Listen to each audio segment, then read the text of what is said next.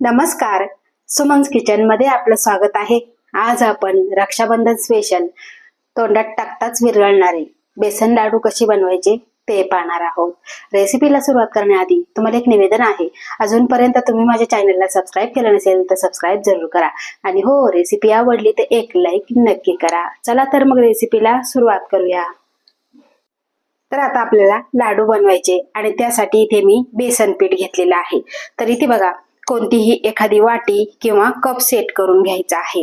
तर ह्या कपाने मी 2.5 कप बेसन पीठ घेतलेलं आहे आणि वजनी हे 250 ग्रॅम आहे। आता हे पीठ तुम्ही चाळून घेतलं तरीही चालेल, कारण मी आधी जेव्हा घरामध्ये पीठ आणते त्यावेळेस मी सगळं पीठ हे चाळून ठेवते। तर यामध्ये आपल्याला घालायचं आहे इथे 2 चमचे दूध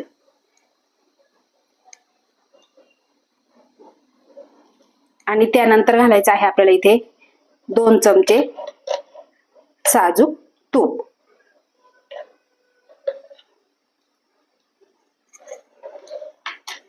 आता दूध आणि तूप घातलं की लगेच आपल्याला हे सगळं मिक्स करून घ्यायचं आहे। या पद्धतीने मिक्स करायचं आणि छान असं हातावर चोळून चोळून घ्यायचं आहे, चांगलं रगडून रगडून घ्यायचं आहे। मी तुम्हाला वजनी प्रमाण आणि कपाचं प्रमाण दोन्ही सुद्धा सांगणार आहे।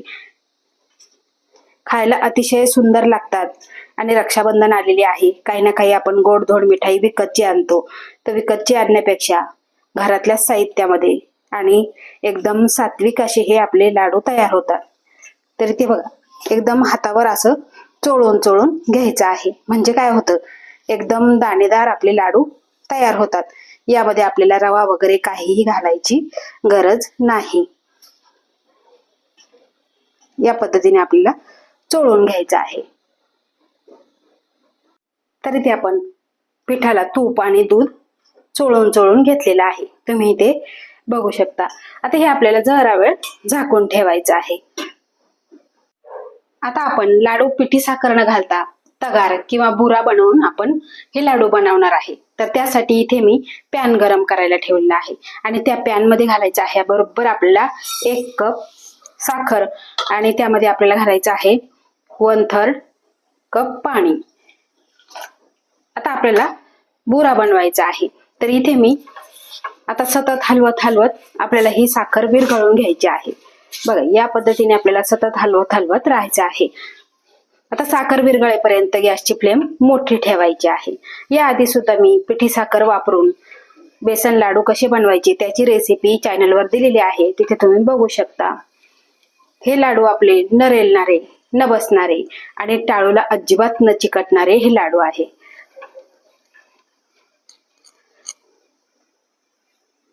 मोठ्या गॅसवर आपण साखर विरघळून घेतलेली आहे, तुम्ही इथे बघू शकता। आता गॅसची फ्लेम आपल्याला मीडियम ठेवायची आहे आणि जसं जसं सफेद दिसायला लागेल तसं तसं आपल्याला हे ढवळत राहायचं आहे। आणि इथे बघा, यामध्ये घालायचं आहे आपल्याला अर्धा चमचा साजूक तूप। खूप जास्त सुद्धा घालायचं नाही, अर्धा चमचा आपण तूप घातलेलं म्हणजे काय होईल की जी तगार आहे ती एकदम सॉफ्ट होते, कुठेही खडे वगैरे तयार होत नाही।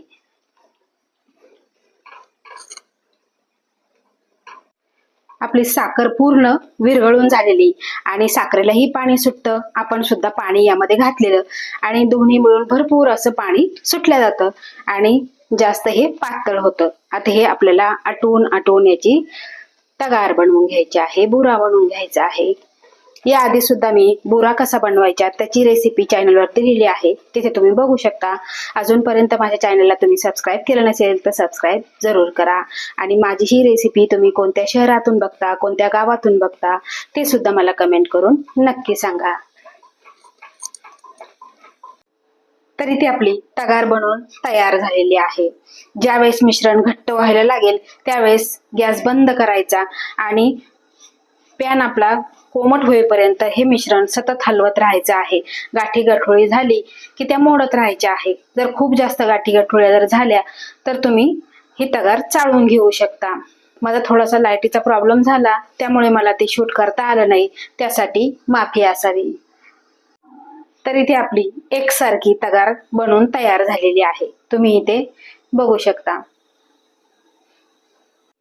तगार होईपर्यंत आपण जे तूप आणि दूध लावून ठेवलेलं पीठ आहे ते छान असं मुरलेलं आहे, तुम्ही इथे बघू शकता.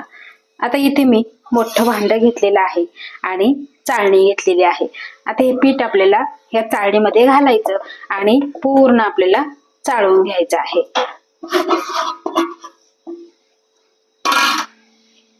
तर बघा, अशा पद्धतीने आपण हे पीठ चाळून घेऊ.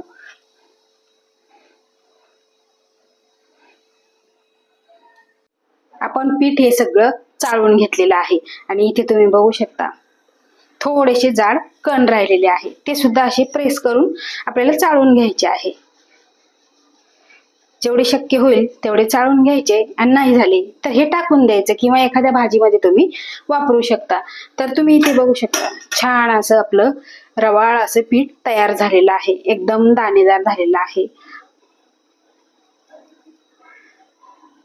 आता आपल्याला हे बेसन पीठ भाजून घ्यायचं आहे. त्यासाठी इथे मी पॅन गरम करायला ठेवलेला आहे आणि त्यामध्ये घालायचं आहे आपल्याला अर्धा कप साजूक तूप आणि हे वजनी 100 ग्रॅम आहे.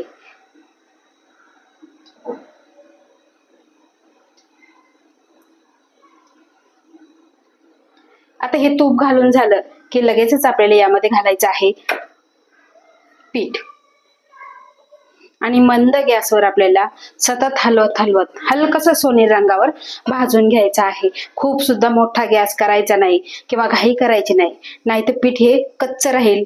वरून तुम्हाला वाटेल की भाजलं गेलं आहे म्हणून, पण हे लाडू आहे ते तुमचे पिठाळ लागतील, एकसारखे चवीला लागणार नाही.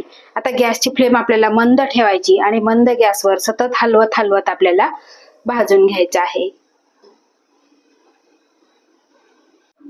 पिठाने सगळं तूप शोषून घेतलेलं आहे आणि बघा आपल्याला ह्या गाठी मोडत मोडत हे पीठ भाजून घ्यायचं आहे.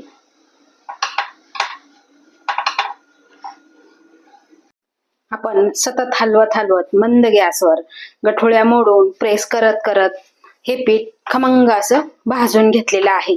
कुठेही करपलेलं नाही आणि एकसारखं भाजलेलं आहे. कारण जर गॅस मोठा ठेवला, पीठ करपल्या गेलं ते यावरती काळे काळे स्पॉट दिसतात. तर तुम्ही इथे बघू शकता छान असं सोनेरी रंगावर आपण हे भाजून घेतलेलं आहे आणि इथे तुम्ही बघू शकता छान असं तूप सुद्धा सुटलेलं आहे आणि मंद गॅसवर मला 15 ते 16 मिनिटे लागलेली आहे. सतत एकसारखं भाजत जायचं आणि छान असं वास येईपर्यंत आपल्याला भाजायचं आहे. गॅस बंद करायचा आणि इथे मी मोठं ताट घेतलेलं आहे. आता जे पिठाचं मिश्रण आहे ते लगेच आपल्याला ह्या ताटामध्ये काढून घ्यायचं आहे आणि काढून घेतल्यानंतर आपल्याला हे मिश्रण हलकसं पसरवून घ्यायचं आहे आणि पसरवल्यानंतर आपल्याला हे कोमट व्हायची वाट बघायची आहे. तर इथे आपण जे भाजलेलं मिश्रण ते आपण ताटात काढून घेतलेलं आणि कोमट होण्यासाठी ठेवलेलं. तर बघा आपल्या हाताला सोसवेल इतपत आपल्याला कोमट करून घ्यायचं आहे आणि त्यानंतर यामध्ये आपण जो बोरा बनवला तो यामध्ये घालायचा आहे आणि घातल्यानंतर यामध्ये घालायचं आहे साखरेत बारीक केलेली वेलची पूड अर्धा चमचा घालायची आहे आणि आता आपल्याला हे सगळं मिक्स करून घ्यायचं आहे. बघा या पद्धतीने आपल्याला सगळं एकजीव करून घ्यायचं आहे. तगार घातल्यानंतर आपण हे मिश्रण एकजीव करून घेतलेलं आहे आणि तुम्ही इथे बघू शकता एकदम छान असं दाणेदार झालेलं आहे. आता आपल्याला लाडू वळायचा आहे. आता तुम्हाला किती छोटा मोठा वळायचा त्यानुसार तुम्ही वळवून घ्यायचा आहे. करायला खूप सोपे आहे, फक्त पीठ भाजण्यासाठी थोडासा वेळ लागतो. आता मी तुम्हाला वजनी आणि कपाचं दोन्हीही प्रमाण सांगितलेलं आहे आणि अतिशय सुंदर असा लाडू आपला वळून तयार झालेला आहे.